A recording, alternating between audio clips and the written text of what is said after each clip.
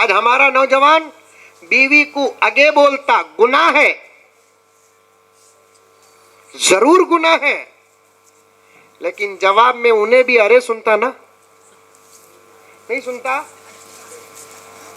हाँ? हैदराबाद में नहीं सुनता रहूंगा, बेंगलुरु में बहुत सुन रही। मेरा एक दोस्त मौलाना, बहुत क्लोज दोस्त, मेरे साथ था, अब सऊदी को चले गया। उन्हें सऊदी का तो मुझे सही मालूम नहीं, उन्हें सऊदी के किस मुल्क में है, लेकिन बहुत क्लोज था। सफरा में भी मेरे साथ था।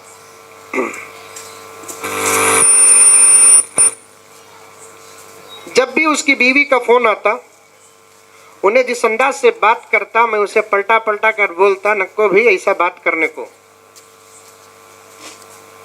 असल में एक मसला बताता हूं, सुनो। बीवी का अगर फोन आपको आ जाए या शौहर का फोन बीवी को आ जाए, इस दौरे पुरफितन में मजमे में बैठकर बात न करे, बिल्कुल बिल्कुल जरा तन्हाई में चले जाए, क्योंकि मियां बीवी की क्या भी बात हो सकती। आज हमारे लड़के और लड़कियां बीवी का फोन आया तो अलग नहीं जाते, एक्स्ट्रा फिटिंग का आया तो जाते।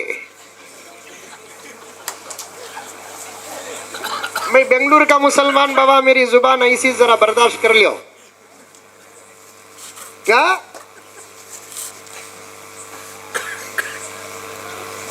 गर्ज वो नौजवान मेरे साथ रहता था, सफर में, हजर में, सब। जब भी बीवी का फोन आता तो उन्हें जिस तरीके से बात करता, जरा बढ़ाओ ना बा साउंड, पैसे एक्स्ट्रा मैं दिया तो क्या पीछे करना जल्दी करना, उतना करीब करा तो निप्पल बन जाता है, उतना तो लास्ट उतना। अब इससे ज्यादा करीब कहां करूं, बोलो जरा, जरा बड़ा होगा तो हूं करी बोलो, जरा मुंह फिराने भी जगह होना नहीं क्या शरीफ साहब। जब भी फोन आता, मेरी माए गौर से सुनो, तुम अगर नेक बन गई, तुम्हारा बाप नेक बन जाएगा। तुम नेक बन गई, तुम्हारा भाई नेक बन जाएगा। तुम अगर नेक बन गई, तुम्हारा शौहर नेक बन जाएगा। तुम नेक बन गई, तुम्हारी औलाद नेक बन जाएगी, इसलिए कि अल्लाह ने तुम्हारे अंदर वो ताकत अता किया है।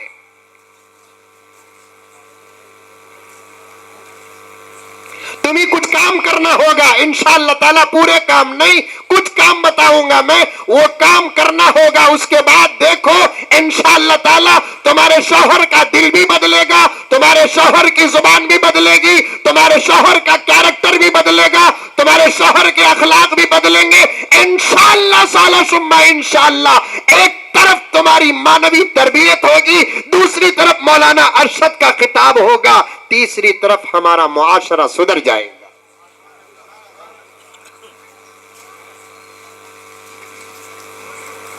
नौजवान जब भी फोन करता बीवी को, आतू रख के मौलाना के साथ हूं, खा ले तू, हंसे तो डाउट हो रहा है, यहां भी ये मुसीबत है। खैर मैं तुमने क्या भी बोलता नहीं, बहुत टेंशन में ही तुम लगा। हजरत की तकरीर उतरे तक तुम्हारे दिमाग से 8 दिन होगा, और मेरी तकरीर आपा के दिमाग से उतरे तक 1 महीना होगा।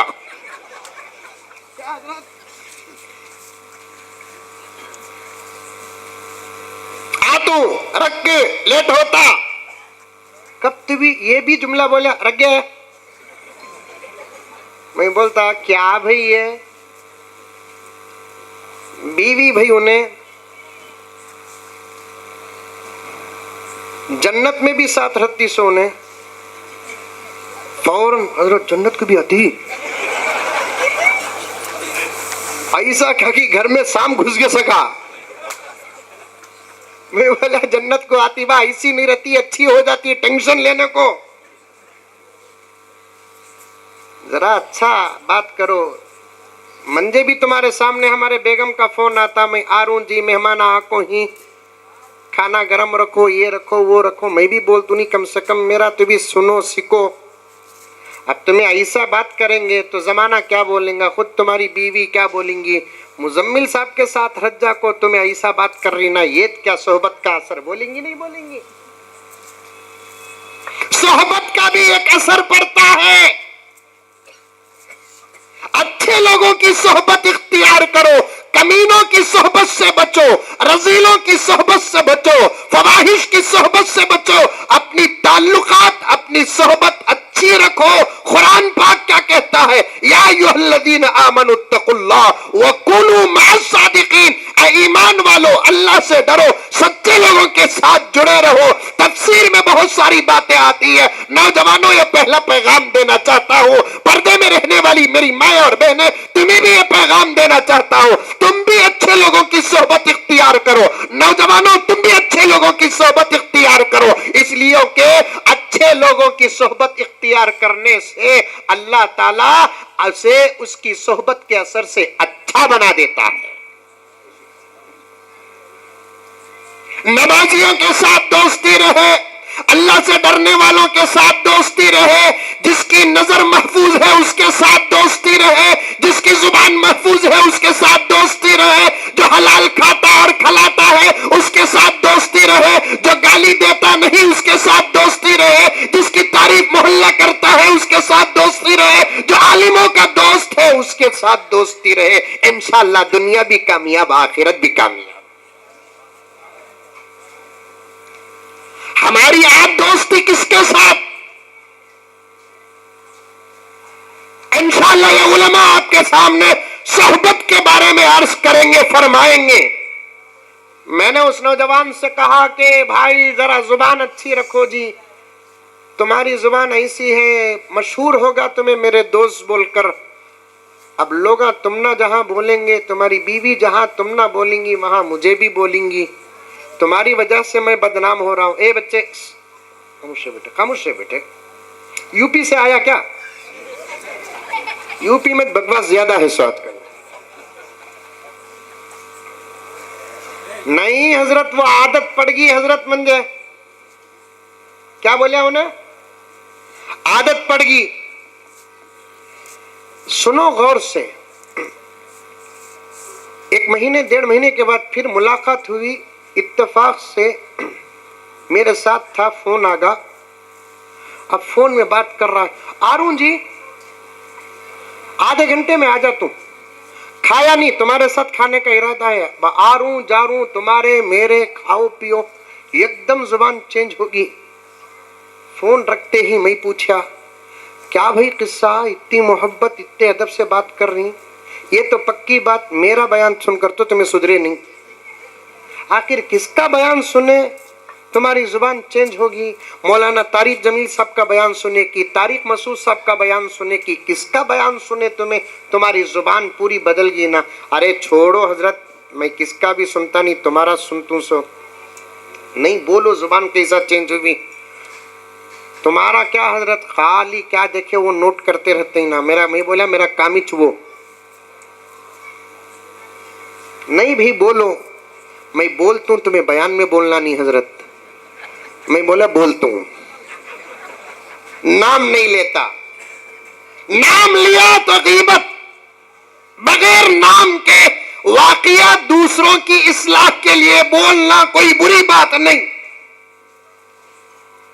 उसने कहा कि हजरत बात दरअसल ये है कि हमारे ससुराल में शादी थी, मैं भी हमारे बेगम गए, आरस नौशो चले गए, बहुत वक्त होगा, बीवी को बुलाया तो आई नहीं। उन्हें अपने भाना खालावा फूफिया सबके साथ बैठी थी, मैं बुला बुला कर नहीं आई। गुस्से में आकर मैं सीधा अंदर गया, जोर से पुकार कर बोला, की गए आती नहीं? उसके रिश्तेदारों में बैठकर ये जुमला सुनकर उसे गुस्सा आया, शर्म आई। पलटा कर उन्हें बोल रही, आरू रे, सुधर गया हजरत भाई।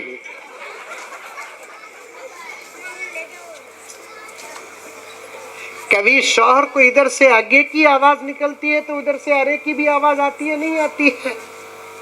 इधर से गाली जाती है तो उधर से भी गाली आती है, नहीं। इधर नौजवानों को भी संवरना पड़ेगा, उधर औरतों को भी संवरना पड़ेगा। माहौल अच्छा बनाओ, इंशाअल्लाह कामयाब हो जाएंगे। जमाल